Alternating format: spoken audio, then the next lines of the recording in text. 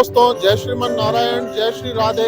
मैं Deepak Sharma, D media times में श्रीमद् भागवत कथा के चौथे दिन एक बार फिर आपका स्वागत करता हूं। दोस्तों, भागवत मिशन परिवार के तत्वाधान में गिराज संघ परिवार विश्वकर्मा जयपुर के 25वें वार्षिक उत्सव पर गौ माता सेवा 108 श्रीमद् भागवत कथा ज्ञान यज्ञ समारोह का आयोजन जयपुर के विद्याधर नगर सेक्टर 7 में महाराजा अग्रसेन हॉस्पिटल के पीछे स्थित प्रांगण में किया जा रहा है।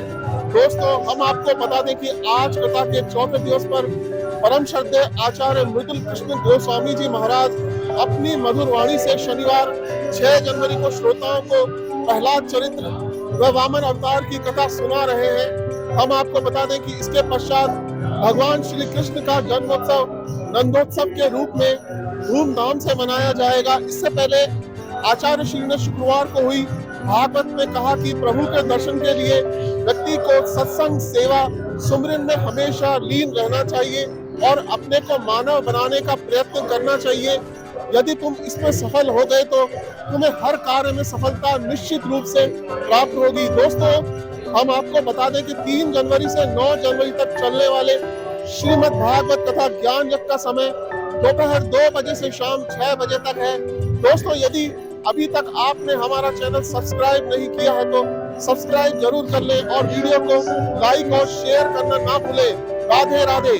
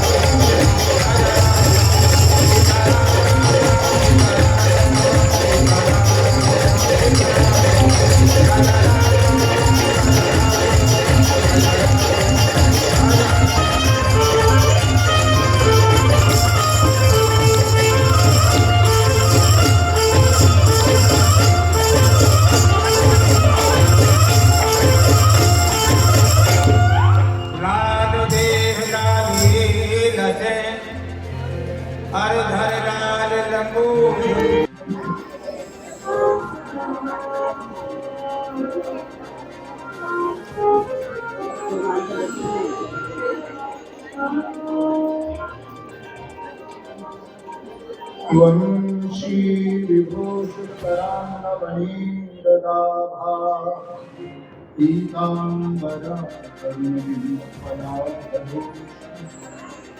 पूर्णिं सुन्दरमुखारविन्दनेत्रा कृष्ण परं किमपि तत्त्वमहं न जाने। श्री बांके बिहारी के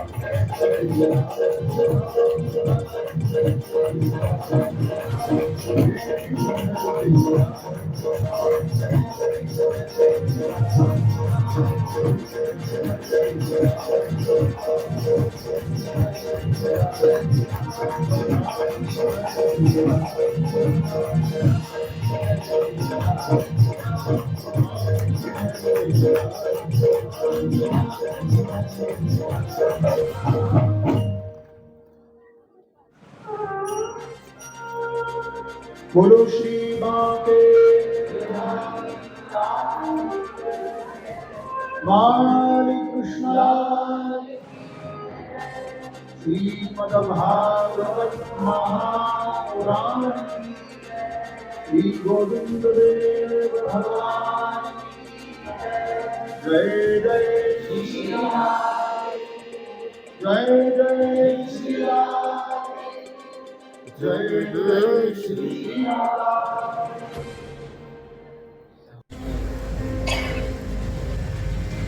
स्वामी विवेकानंद जी के गुरुदेव थे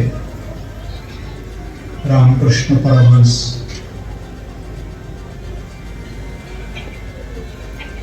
वो कहा करते थे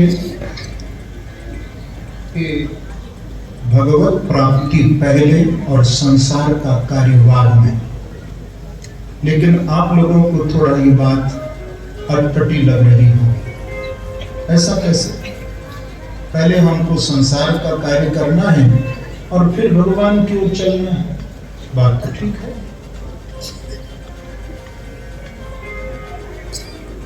पर थोड़ा उल्टी है। महापुरुषों का जो अपना चिंतन होता है वो बिल्कुल विलग होता है।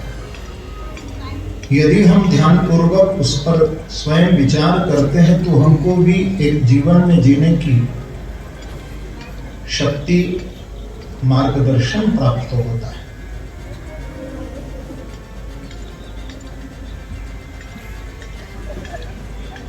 आप कभी मंदिर में जाते हो या कथा में आप आते हो, कथा में बैठते हो, तो जितना देर आप मंदिर में दर्शन करते हो, कथा में बैठते हो, आप सोचना वहां आपके अंदर नेगेटिव थिंकिंग नहीं होती है, आप पॉजिटिव हो जाते हैं। आपकी सोच सकारात्मक हो जाती है। जितना देर आप सत्संग में हो, भजन में बैठे हो, मंदिर में हो, पॉजिटिव थिंकिंग में रहते हो। और यही स्थिति यदि बनी रहे तो आप सोचिए ना, आपके अंदर नकारात्मक सोच क्या रहेगी? नहीं रह सकती। जब थोड़ी देर के लिए हम सत्संग में, किसी भी भगवत कार्य में जब लग जाते हैं तो हमारी थिंकिंग बदल जाती है। हमारे अंदर से नकारात्मक सोच निकल करके सकारात्मक सोच आ जाती है। यही बात रामकृष्ण परमहंस देव जी कह रहे हैं।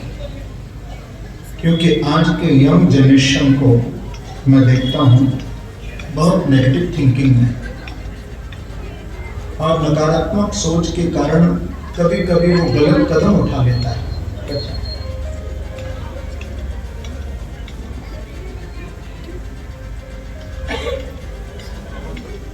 रामकृष्ण परमहंस देव जी कहते हैं कि भैया पहले भगवत प्राप्ति। इसका अर्थ क्या है कि आप घर से थोड़ा भी ठाकुर जी का नाम जप, ध्यान, चाहे 2, 4, 5 मिनट के लिए ही क्यों ना करके जब आप निकलते हैं बाहर, भगवत प्राप्ति माने थोड़ा भी भजन हमने किया, थोड़ा भी प्रभु को याद किया, तो आपका मन उस समय शांत होता है। क्योंकि जब घर से आप बाहर निकलेंगे तो अनेक लोग ऐसे मिलेंगे कि आपकी शांति को भंग करेंगे। चाहे आप व्यापार में हैं, जॉब में हैं या किसी भी कार्य क्षेत्र में हैं, आपको लोग डिस्टर्ब करेंगे, आपको अशांत करेंगे। भजन करके, प्रभु को प्रणाम करके, ध्यान करके निकले, भगवत प्राप्ति करके निकले। भगवत प्राप्ति का अर्थ इतना ही है कि हम ठाकुर जी का नाम जब करें तो हमारा मन शांत होता है, और जब उस शांत मन से हम निकलते हैं तो ध्यान रखना कितना भी कोई आपको डिस्टर्ब करने का प्रयास क्यों ना करे, कितना भी आपको आपके मन को अशांत करने का क्यों ना प्रयास करे, लेकिन आपकी शांति को वो छीन नहीं सकता, क्योंकि आपकी पॉकेट में पहले शांति रखी है। रामकृष्ण परमहंस देव जी एक बात कहते थे, वो भी आप सुन लीजिए, महापुरुषों का चिंतन। जैसे किसी शहर में कोई कार्य से व्यक्ति जाता है, अपना काम करता है, लेकिन समझदार व्यक्ति वो है कि पहले जाकर के वहां रात्रि के विश्राम की व्यवस्था करे, किसी होटल में, किसी धर्मशाला में, कि भाई मैं सारे दिन यहाँ काम करूंगा और काम करने के बाद रात्रि को फिर थोड़ा शांति से विश्राम होगा, रात्रि को आकर के सोऊंगा। हाँ? तो उसको ये मालूम है कि मैंने अपने विश्राम की व्यवस्था की हुई है, क्योंकि कभी कभी व्यक्ति जब विश्राम की व्यवस्था नहीं करता तो होटल भी फुल मिलते हैं, धर्मशाला है, कहीं भी आप जाओ, कहीं रात को ठहरने की जगह नहीं मिलेगी तो रात भर आप परेशान रहेंगे कि नहीं। लेकिन आप पहले ही अपना सामान रख करके किसी होटल में, किसी में रख करके आप निकलेंगे, सारा दिन काम करेंगे, तो आप निश्चिंत रहेंगे कि भाई मैंने अपने रात्रि का विश्राम का व्यवस्था कर दी। रात्रि को जब आप काम करके लौटेंगे तो आप पूर्ण विश्राम करेंगे, बस यही बात समझना। हम लोग भगवत कार्य को पीछे फेंक देते हैं और संसार के कार्य को पहले हम करते हैं। संसार का कार्य तो करना ही पड़ेगा, वो तो जीवनोपार्जन का हमारा साधन है, जीवन के लिए हमें करना ही पड़ेगा।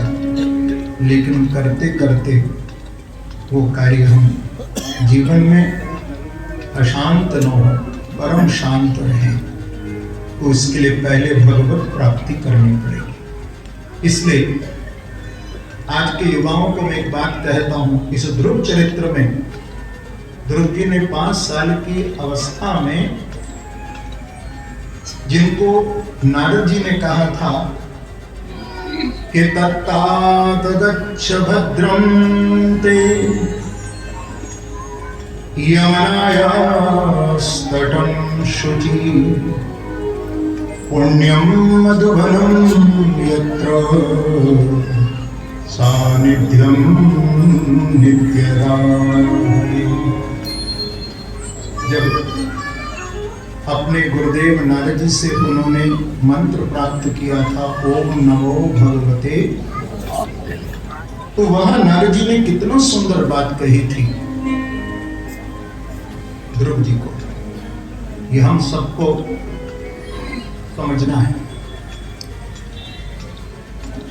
4 पुरुषार्थ हैं, धर्म, अर्थ, काम और मोक्ष, ये 4 पुरुषार्थ। नारद जी कहते हैं भागवत में कि भैया इन 4 पुरुषार्थों को यदि कोई प्राप्त करना चाहे तो कहते हैं एकमेव हरिस्तत्र कारणम पाद सेवनम। इन 4 पुरुषार्थों के लिए तुम जो भाग रहे हो, कोई धर्म के लिए, कोई अर्थ के लिए, कोई काम के लिए, कोई मोक्ष के लिए, नारद जी कहते हैं कि भैया यदि इन 4 पदार्थों को प्राप्त कर अपना कल्याण चाहते हो तो केवल कारणम पाद सेवन।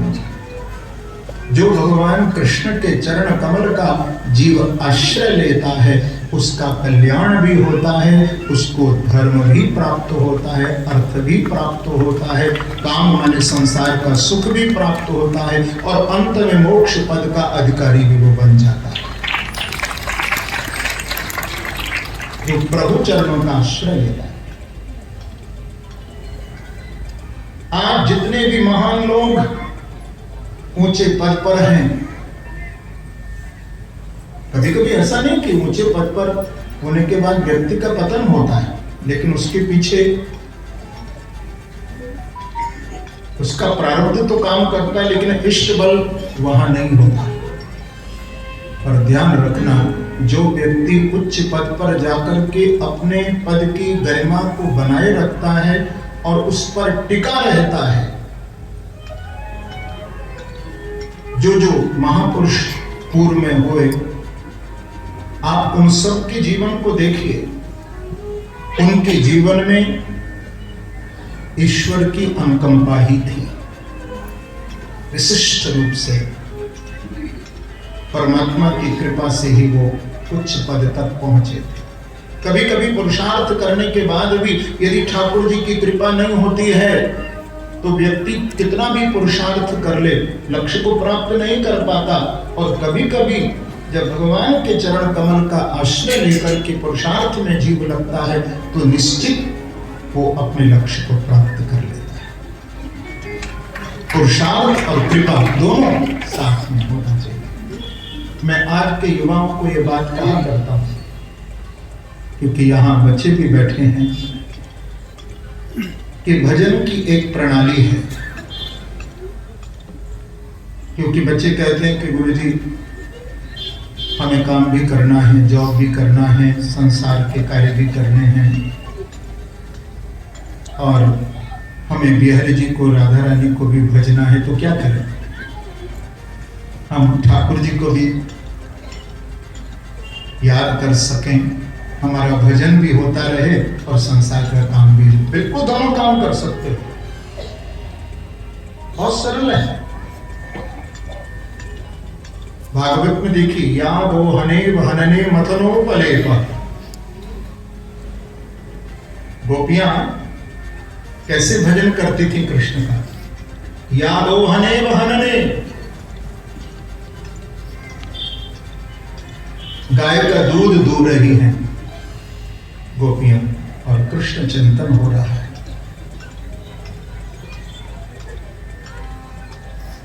छान रही हैं, बीन रही हैं, बच्चों को गोद में लेकर के खिला रही हैं, कृष्ण को याद कर रहे हैं। आप ऐसे समझिए इस बात को। आज के युवाओं को मैं कहूं कि भजन ऐसे करो, यदि टाइम तुम्हारे पास जाप करने का ना हो ना, तो भजन की एक प्रक्रिया ये भी है, बैठ करके भजन करने का समय ना हो तो ऐसे भजन करो। जो भागवत में ये भजन की प्रक्रिया है, जब प्रातः काल उठें, अपने बिस्तर पर उठते ही ये सोचिए कि आज की सुबह मेरे प्रभु के लिए हुई है। क्या? आज की सुबह मेरे प्रभु के लिए हुई है। भजन शुरू हो गया। स्नान करने के लिए जाएं, मुझे प्रभु का कार्य करना है, उनके लिए स्नान करूंगा। वस्त्र पहने, मैं प्रभु के लिए वस्त्र पहन रहा हूं। ब्रेकफास्ट करने के लिए बैठे, मुझे प्रभु का कार्य करना है, जिम्मेदारी जो मुझे मिली है, उसके लिए मुझे ऊर्जा चाहिए, शक्ति चाहिए। हे नाथ, हे मेरे आराध्य, मुझे शक्ति प्रदान कीजिए। देखिए भजन हो रहा है। हर आपके कर्म से, हर क्रिया से आपकी परमात्मा जुड़ गए। ये भजन हो रहा है। जब आप घर से बाहर निकले तो यही विचार करके जाइए कि मुझे अपने प्रभु का कार्य करना है।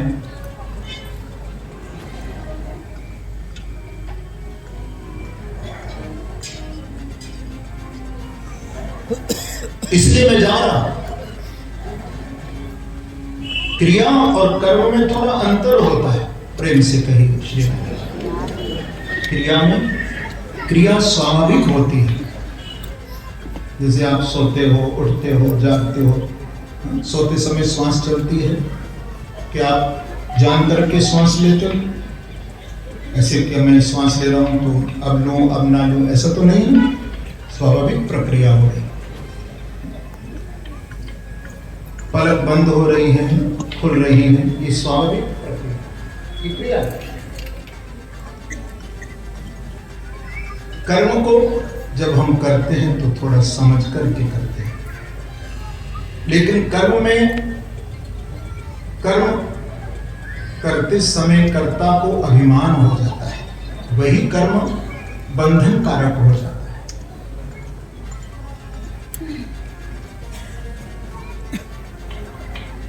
लेकिन जब हमारी प्रत्येक क्रिया से परमात्मा जुड़ जाते हैं, हमारे प्रभु जुड़ जाते हैं, तो हमारी जो क्रिया जैसे स्वाभाविक है ऐसे कर्म भी फिर स्वाभाविक हो जाता है। माने उस कर्म में अभिमान नहीं रहता है, क्योंकि जिस कर्म में मैं की भावना आ जाती है वही कर्म का बंधन होता है और वही कर्म का फल भी प्राप्त होता है। लेकिन जब कर्म में से अहंकार मैं का भाव निकल जाता है, जैसा कि आप लोग पूजा करते हो घर में, तो एक मंत्र आप बोलते हो,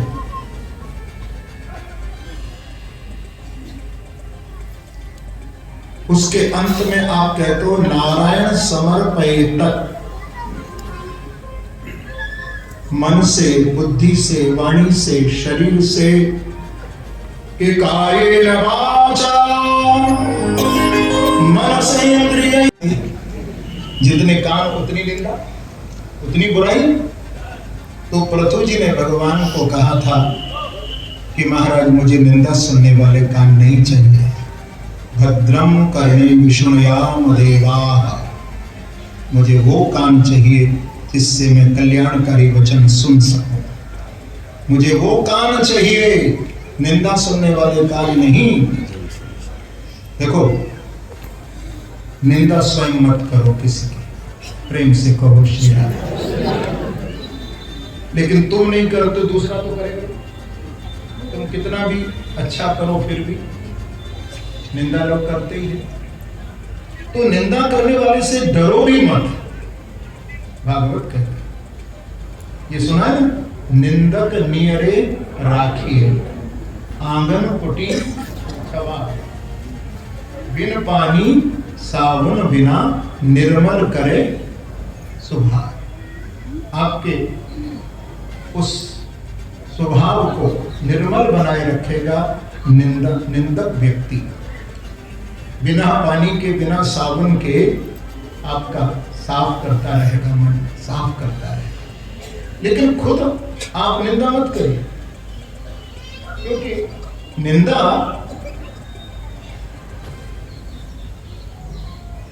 आपको मालूम है, जो दूसरों की निंदा, मैंने तो देखा है कि बहुत से लोग तो निंदा करते भी हैं और कहीं निंदा हो रही हो और जरा दूर है या पीछे कोई दीवार है तो कान लगा लेते हैं।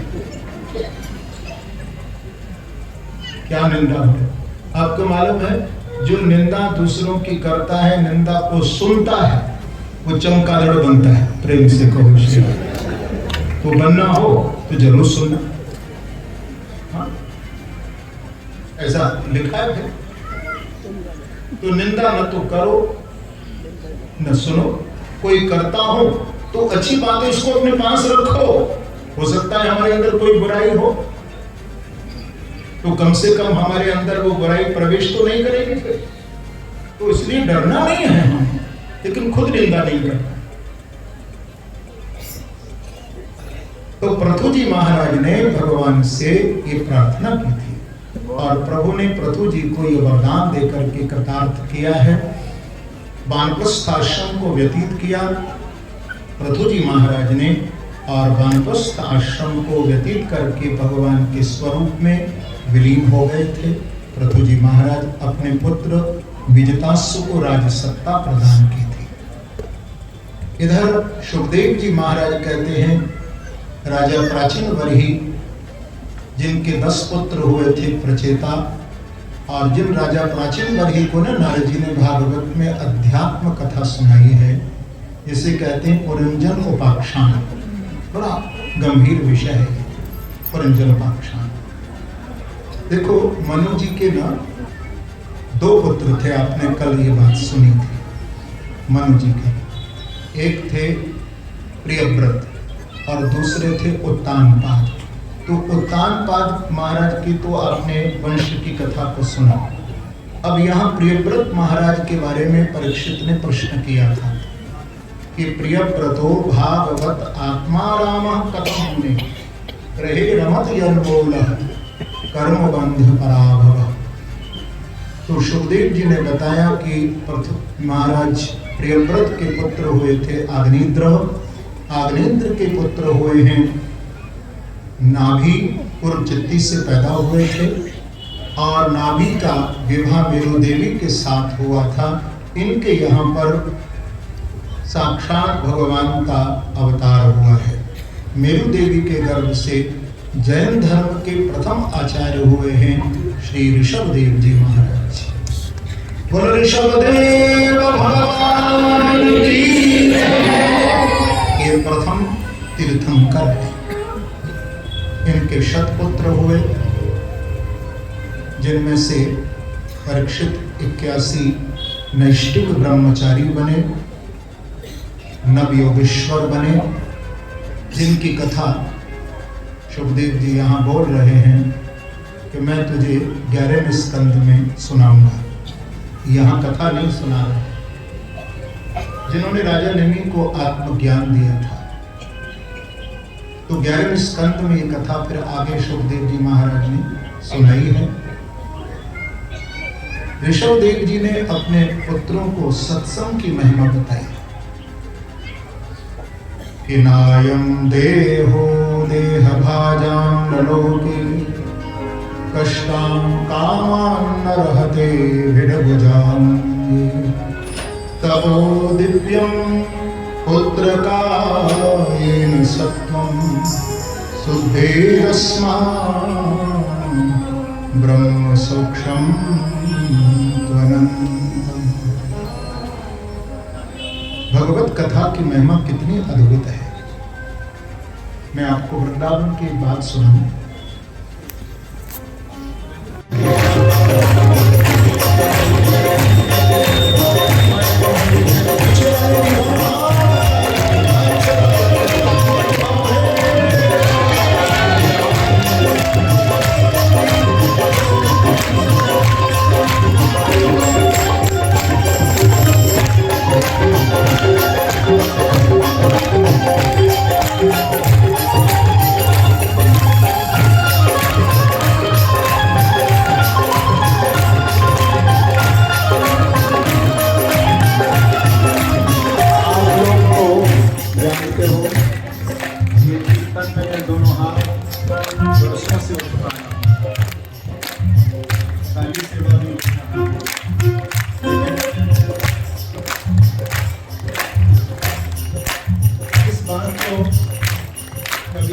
भूलिए नहीं, संकीर्तन में दोनों हाथ उठाना, ताली बजाना, ये जो है इसका भी प्रतीक है। 2 रुपये हमारा भीड़ में मिलने वाला खड़ा है। तो पहले आप क्या करते हैं,